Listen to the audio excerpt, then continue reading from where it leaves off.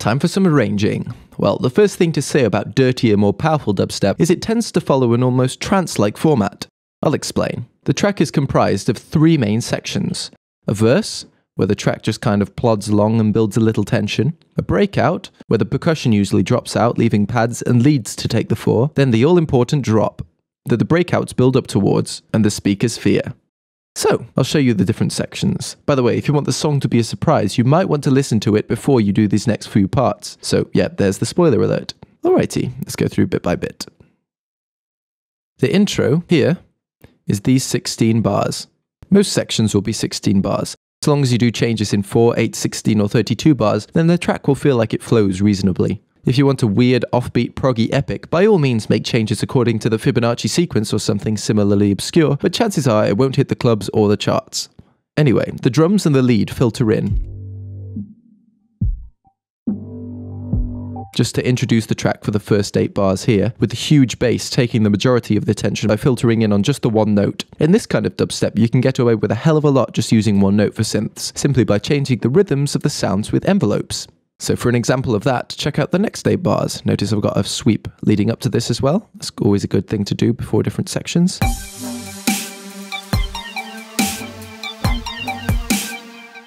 I've still just used one note, but the bass sounds completely different since the envelopes here make it sound more rhythmic. I'll explain more about these in part 3. So after the first 8 bars, here I bring in the top loop, as you can see,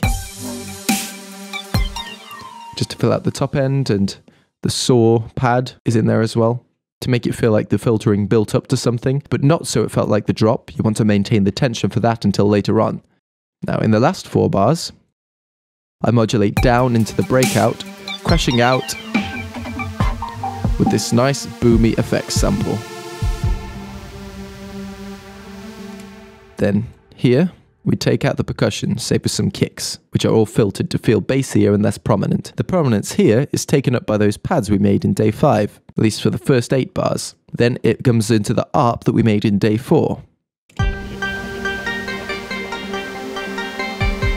As it builds up to the drop. The build is really important. It's easily as important as the drop itself, since otherwise there will be no anticipation for what will melt your face off. So, I've got a bunch of reverse and sweep effects down here, all tied together in this one sequence.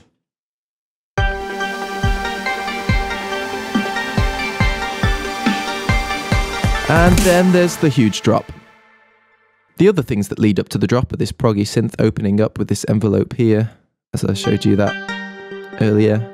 It's just a simple envelope, just opening it up like that.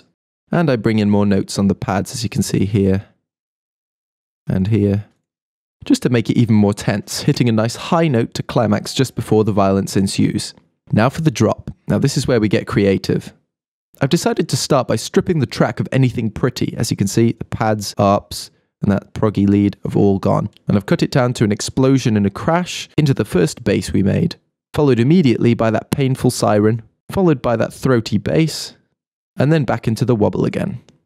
All in quick succession. This quick-fire method of chopping between sounds is really effective since the listener is being bombarded by a bunch of energetic sounds. They have to be really crisp though. Sounds with any kind of release can end up overlapping and making a mess, which isn't always a good thing. So the drop continues with a bit more envelope-y goodness. As you can see, that's going a little bit insane on the envelopes, but it's necessary. But chopping between other bass sounds every now and again. The main focus though is that main robot Brostep bass. Brobot bass if you have an unhealthy obsession with mashing words together like me. In fact, I'll rename it that now. So, OCD aside, after the first 8 bars of the drop, we go here to the second 8 bars of the drop, and I start bringing in the pretty elements to build up again. Not quite as intensely as before, cutting out some of the lower elements. As you can see, that proggy synth isn't in there, and I've cut out the lower end of these strings, just because it can get really messy with so much going on simultaneously. Also, notice that this drop is the first time I've brought in this sub. This means that in a club environment, the listeners will really feel the difference between the rest of the song and the drop. They'll know when to start pulling sour lemon faces and spazzing out. Then we've got the next verse here. Another 16 bars, with the focus on the phasey lead. The saw pad keeping some kind of tension from the drop. 8 bars in, I bring in the ARP once again, here, and this synth will take us all the way to the second, even bigger drop here. See, it just follows all the way through from then. First though, we need another breakout, which we've got here. And this time I do a filtered down drum fill and a FX sweep into the breakout. So that drum fill here.